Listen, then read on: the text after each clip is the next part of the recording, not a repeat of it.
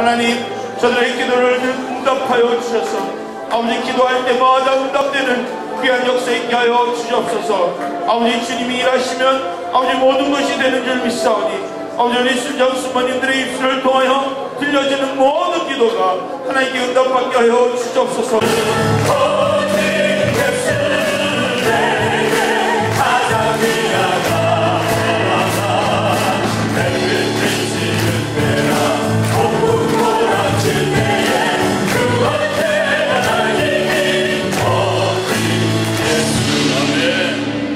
합심의 약점을 기다리기 원합니다. 우리 스가랴 4장 6절의 말씀에 우리 만군의 여호와께서 말씀하시되 이는 힘으로 되지 아니하며 능력으로 되지 아니하고 오직 나의 영으로 되리라.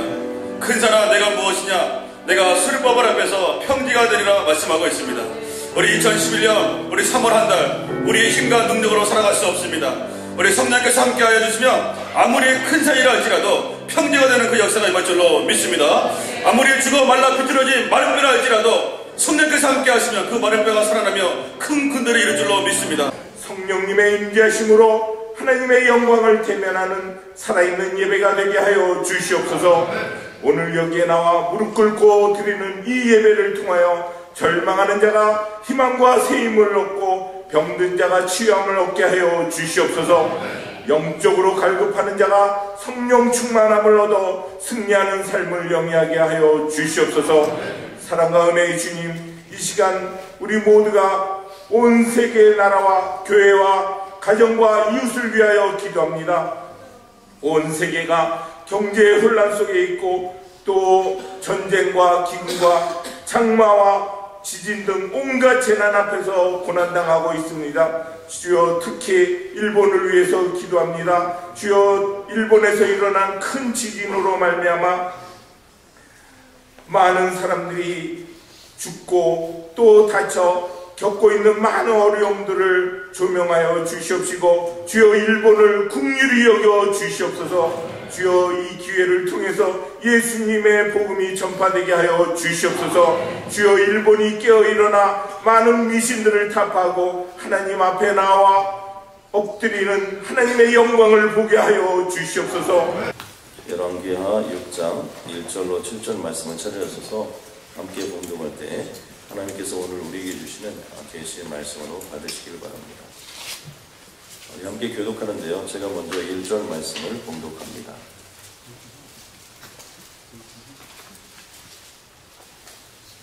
선지자의 제자들이 엘리사에게 이르되 보소서, 우리가 당신과 함께 거주하는 이곳이 우리에게는 좁으니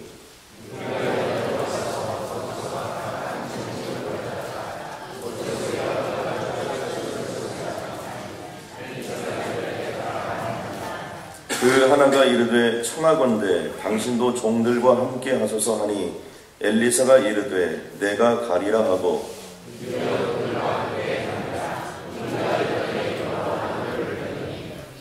한 사람이 나무를 벨 때 쇠도끼가 물에 떨어진지라 이에 외쳐 이르되 아 내 주여 이는 빌려온 것이니이다 하니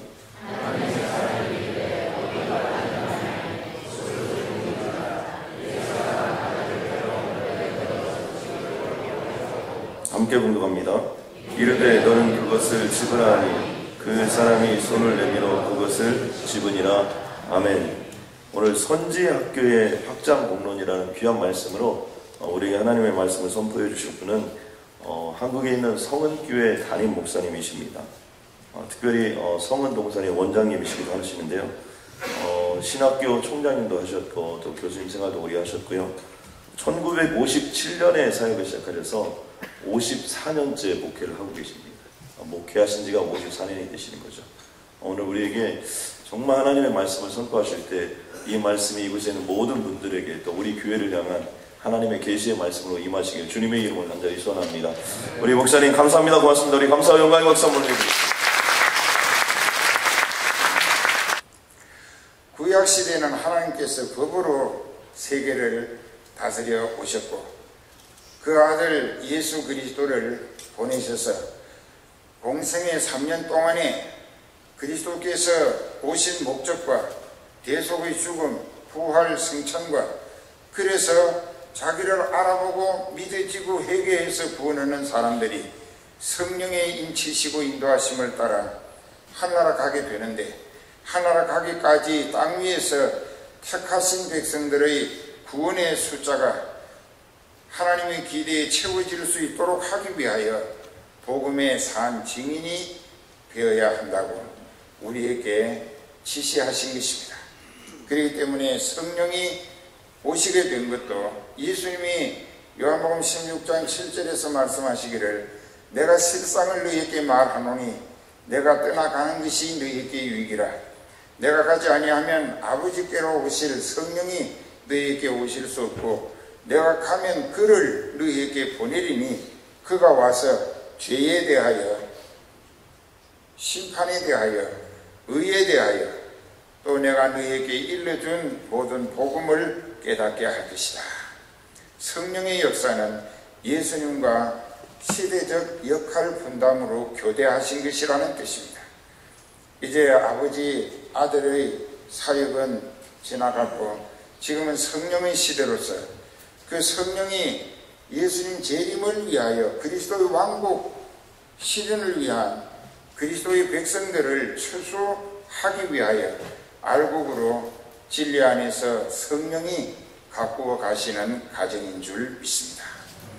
그렇기 때문에 이제 이 성령의 역사는 저도 모르게 여러분들도 모르게 우리 가운데 하나님의 뜻을 이루시기 위한 목적으로 만나게도 하시고 모이게도 하시고 교회를 세우게도 하시고 그 교회를 통하여 선교사를 파송하게도 하시고 또 파송된 선교사들을 통하여 사역의 성과가 확장되면 예배당도 마련하게 하시고 그리고 여러 가지로 이 일에 참여케 하신 성도들에게 성령이 하나님의 뜻을 이루어 드리기 위한 지체들로 그릇들로 도구로 붙들어 쓰시는 만큼 하나님께 더욱 합당하게 쓰임받기를 중심으로 소원하는 모든 성도들에게 하늘과 땅에 더 좋은 것으로 쉽게 설명드리면 하나님의 모든 것으로 또 하나님께서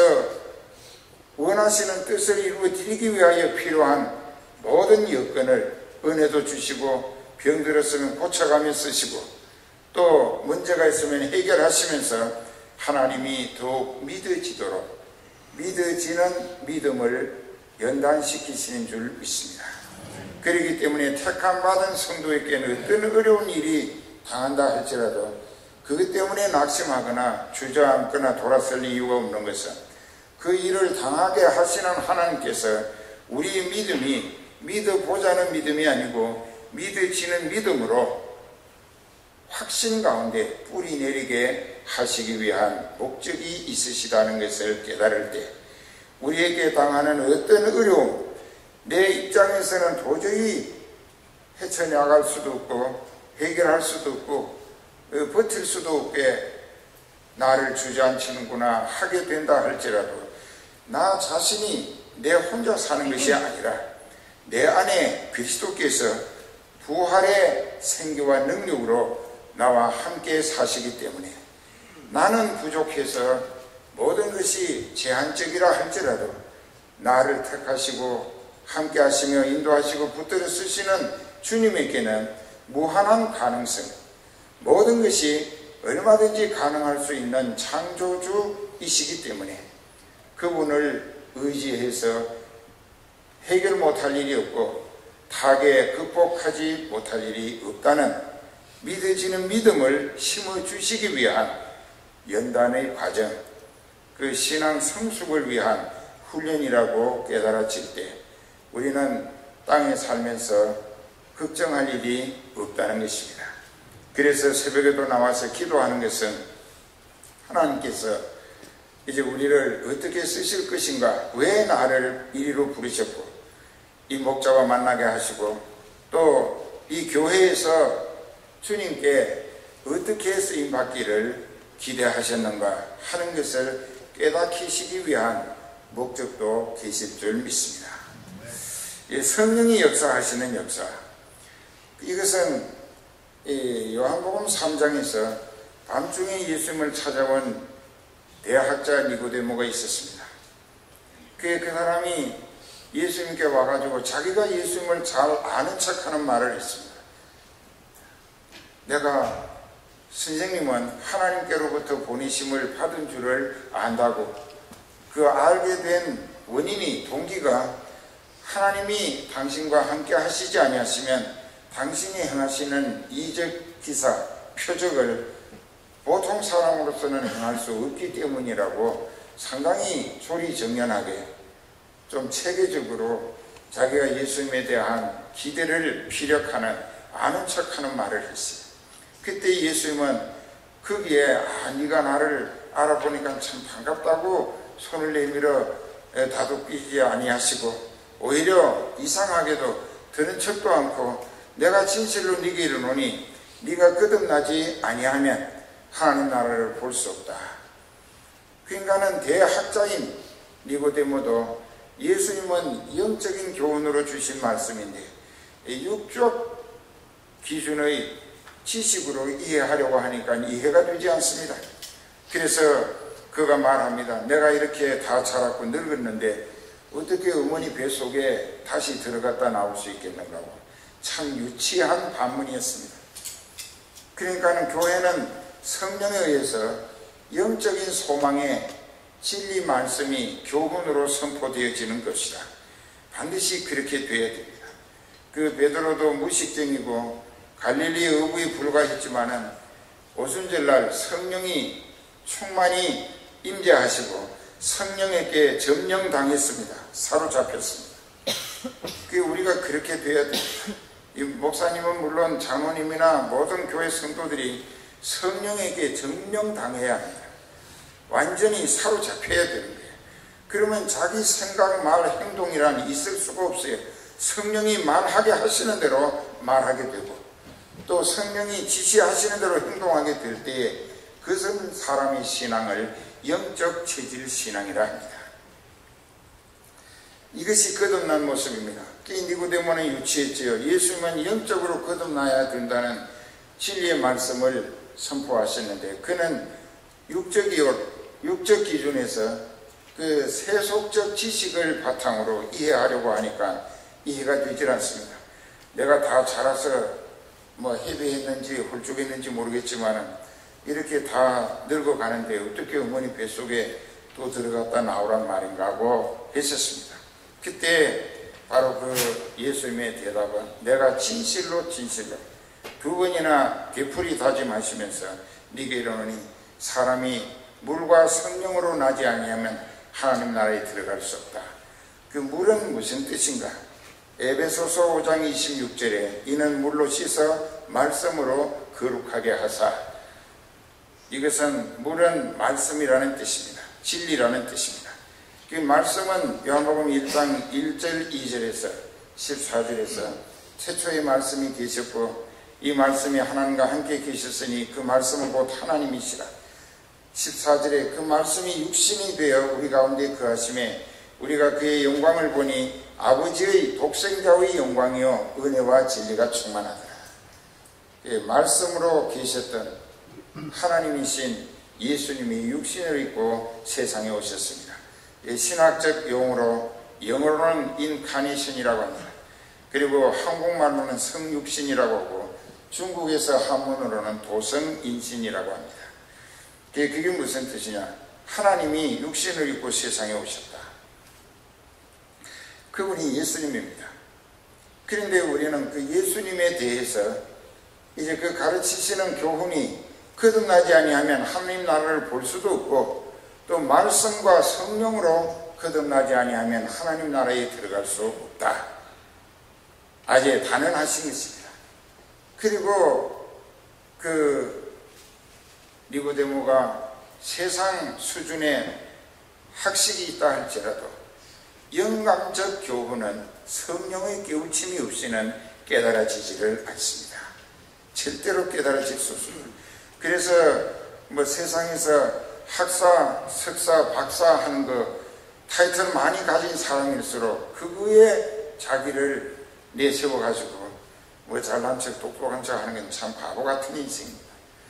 교회 가면은 성령의 계시와 조명, 감동과 체험에 의해서 영적으로 하나님을 알아보게, 자신이 죄인의 괴수임을 깨닫게, 예수 그리스도의 구속하신 은혜가 믿어지게 하심을 받은 사람은 하나님으로부터 복 있는 사람이 되는 것입니다. 그래서 이제 이 니고데모에게 이어서 하시는 말씀이 그 8절에 보면은, 네가 바람 소리를 듣잖아요. 우리가 바람이 임의로 불매 네가 그 소리를 들어도 어디서 오며 어디로 가는지 알지 못하나니 성령으로 난 사람은 다 이러하니라.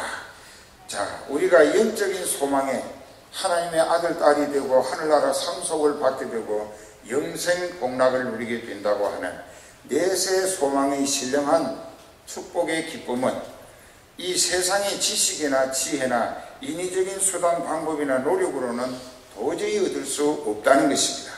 바람이 임의로 분다. 제 마음대로 부는 거 바람인데, 네가 그 소리는 들어. 나무가지가 흔들리고 꺾이고 할 때 미풍이구나 태풍이구나 분별은 할 수 있어. 그러나 네가 그 바람이 어디로 왜 불어가는지를 알지 못하는 것처럼 성령으로 나는 사람은 다 그러하다. 피동적이라는 뜻입니다. 그 타락한 인간의 의지나 노력으로 거듭나지는 것이 아니라 성령의 불같은 역사로 하나님이 성령을 보내서 이 사람을 집중적으로 역사하시기 때문에 자기의 지식이나 상식, 교양, 이성, 또 이 세상에서 자기 나름대로의 개성, 이것까지도 완전히 성령에 허물어지고 녹아지고 부서지고 깨지고 박살난 다음에 성령이 지시하시는 대로 아멘 주여 믿습니다 하게 될 때에 거듭난다는 것입니다. 그렇게 해서 거듭난 성도는 그 믿음이 하나님이 성령으로 가꾸어 주신 믿음이고, 그 성령에 붙들린 믿음은 자기가 신앙생활을 통하여서 섬기고 세상에서 명분이나 물질의 어떤 이득을 보았다고 해서 축복이라도 생각할 필요가 없어요. 그게 왜 그러냐? 나라는 존재가 예수님의 피로 값주고 사신 것이기 때문에 나는 온전히 그리스도의 것입니다. 갈라디아 2장 20절에 그런즉 내가 그리스도와 함께 십자가에 못 박혔나니 그런즉 이제는 내가 사는 것이 아니고 내 안에 그리스도께서 사시는 것이다. 내가 육체 가운데 사는 것은 나를 사랑하사 나를 위하여 자기 몸을 버리신 하나님의 아들 믿는 믿음 안에서 사는 것이다. 내 인생은 주인이 바뀌어집니다. 지금까지는 내가 내 인생을 설계하고 계획도 하고 또 그 꿈을 실현해 보겠다고 무진 노력하고 내 힘이 모자라면 주변 사람들의 힘을 빌려가지고 끌어놓고 빚도 지고 해봤지만은 실패로 끝날 수밖에 없었던 것입니다. 내 인생은 내 멋대로 살 수 없는 존재라는 것을 깨닫게 하는 것입니다. 하나님이 목적이 있어서 나게 하셨고 때가 돼서 부르셨고, 그래서 성령이 하나님을 알아보게 자신이 죄인을 깨닫게 예수 그리스도의 구속하신 은혜가 믿어지게 하심을 받았을 때 그 사람은 이제 비로소 자기 인생을 자기 스스로가 자기 자신에게 남은 기대거리가 깨닫게 됩니다. 그랬을 때 이제 자기를 십자가에 예수님과 함께 못 박고, 그리고 부활하신 주님의 영을 중심에 영접하는 것입니다. 그래서 성령은 누구신가? 로마서 8장 9절에 아주 잘 되어 있습니다. 거기 보면 만일 너희 속에 하나님의 영이 거하시면, 하나님의 영이 거하시면 너희가 육신에 있지 아니하고 영에 있나니 누구든지 그리스도의 영이 없으면 그리스도의 사람이 아니니라. 아무리 교회 오래 다녔고 목사고 장로고 해도 성령 못 받은 사람은 예수님과 상관이 없다는 것입니다. 그렇기 때문에 성령은 우리 구원의 보증이 되십니다. 로마서 8장 16절에서 오직 성령이 친히 우리 영으로 더불어 우리가 하나님의 자녀인 것을 증거하시나니, 내 구원의 보증은 성령이시라는 것입니다.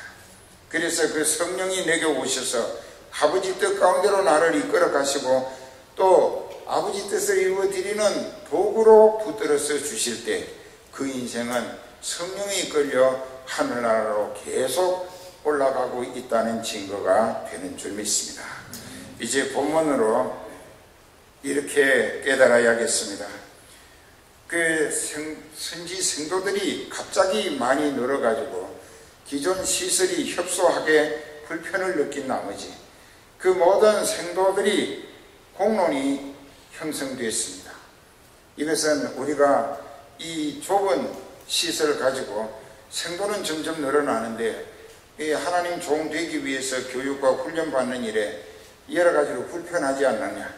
우리가 차라리 선생님 엘리사에게 주청을 드려서 우리가 요단에 가서 나무를 베가지고 그곳에다가 좀 넓게 그때 말로 현대식 건물로 좀 더 잘 지어가지고 우리 생활을 편리하게 하면서 우리가 하나님의 선지자 되기 위한 교육과 훈련을 받음이 좋지 않겠나.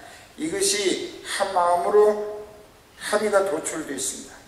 그리고 그 교장 선생님이면서 유일한 교수이신 엘리사에게 모두가 갔습니다. 이게 협소해서 우리가 불편하고 또 선생님도 불편하실 것이고 편치 않으실 것이니까 우리가 요단에 가서 나무를 베가지고 그곳에다가 좀 넓게 현대식 건물로 잘 지으면 좋지 않겠는가 하고 했을 때 엘리사가 쾌히 승낙을 했습니다. 가서 하라고. 그랬더니 그 중에 한 사람이 또 우리만 갈 것이 아니라 선지자 엘리사도 우리와 함께 가주시면 좋겠다고 했을 때 함께 가리라 하고 갔습니다. 자, 인간적인 관계에서 이 선지 성도들 사이에 공론화되는 합의가 도출됐고 이제 선지학교 지도자인 엘리사까지 합의가 이루어졌습니다. 이것이 공론화된 것입니다. 거기에는 성령님이 역사하신 결과라는 것입니다.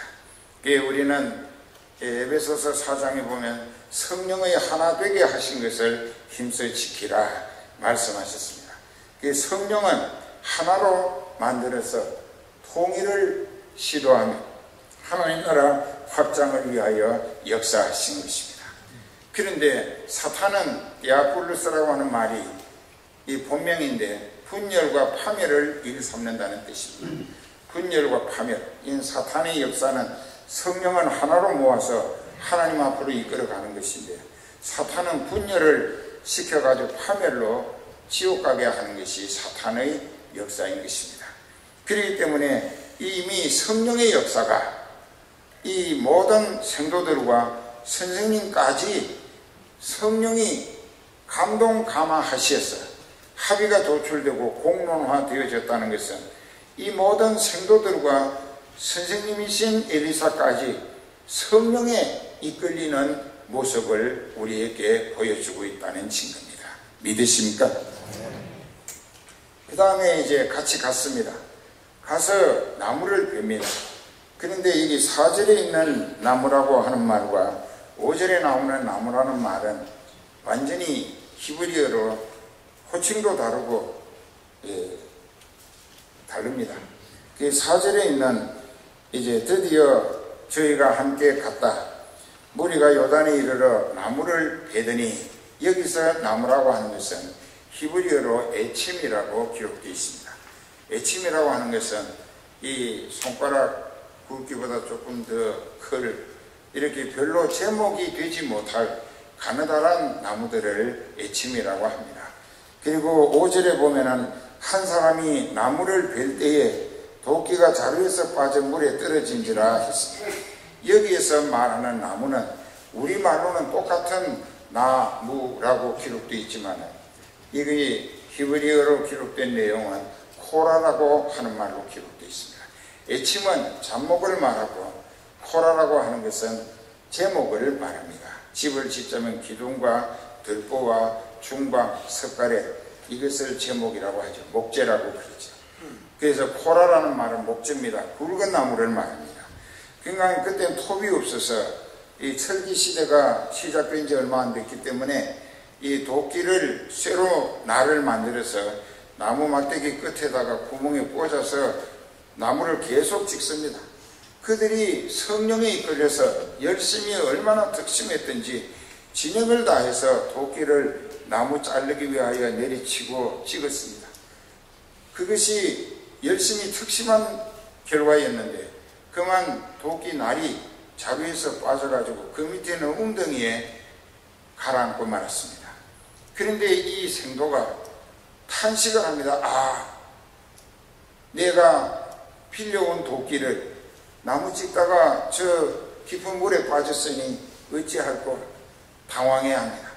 그러니까는 그때나 얘나 아마 선지학교나 신학교가 비슷하다고 보면은 거기 불러들이는 사람들은 세상 조건을 많이 갖춘 사람이 아니었구나 하는 것을 알 수가 있습니다.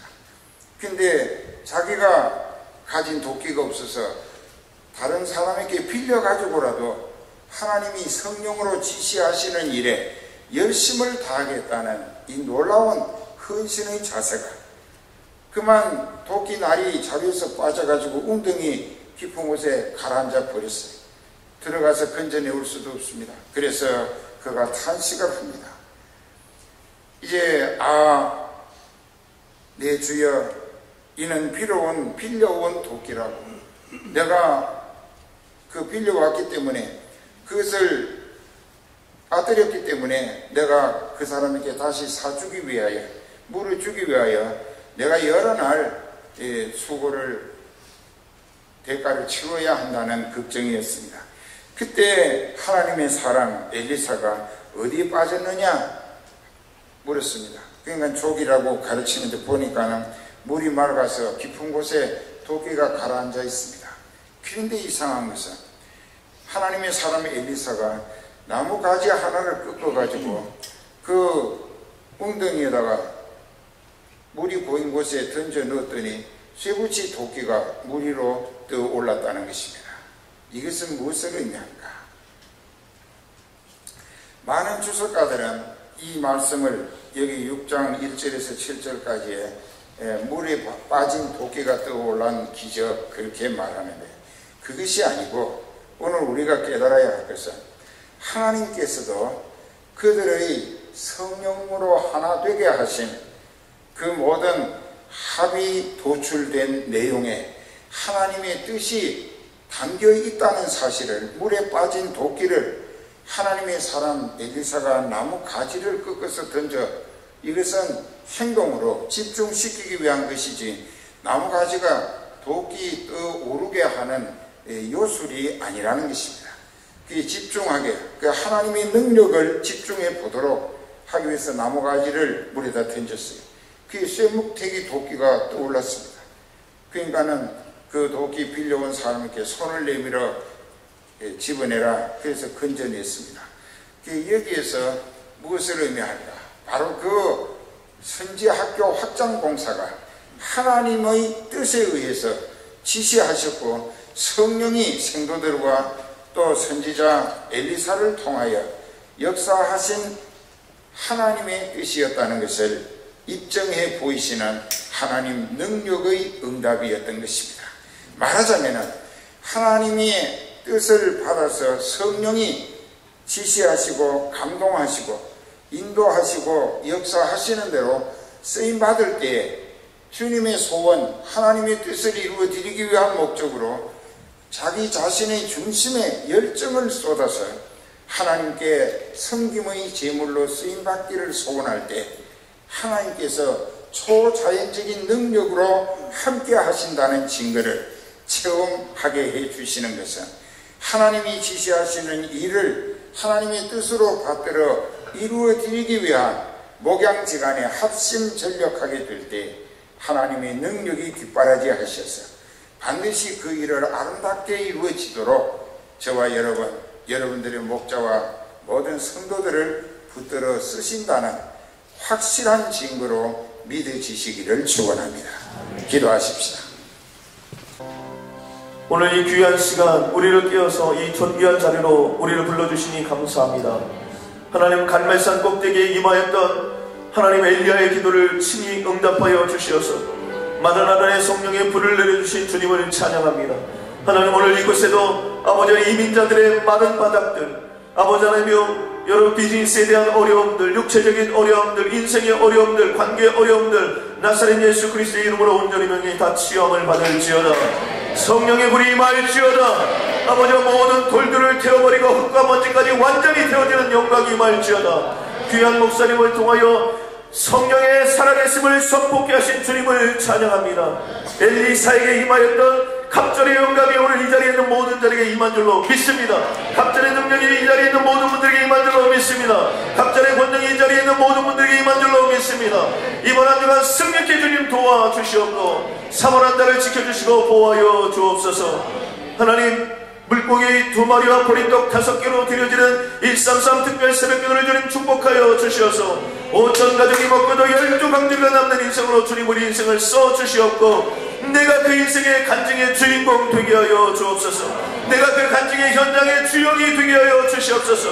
하나님, 나를 통하여 나는 죽고 예수의 피가, 예수의 영광이, 하나님의 기적이 아버지 나의 삶을 통하여 드러나고 나타내지는 귀하고 복된 인생들 되게 하여 주옵소서. 예수님의 이름으로 기도드렸습니다.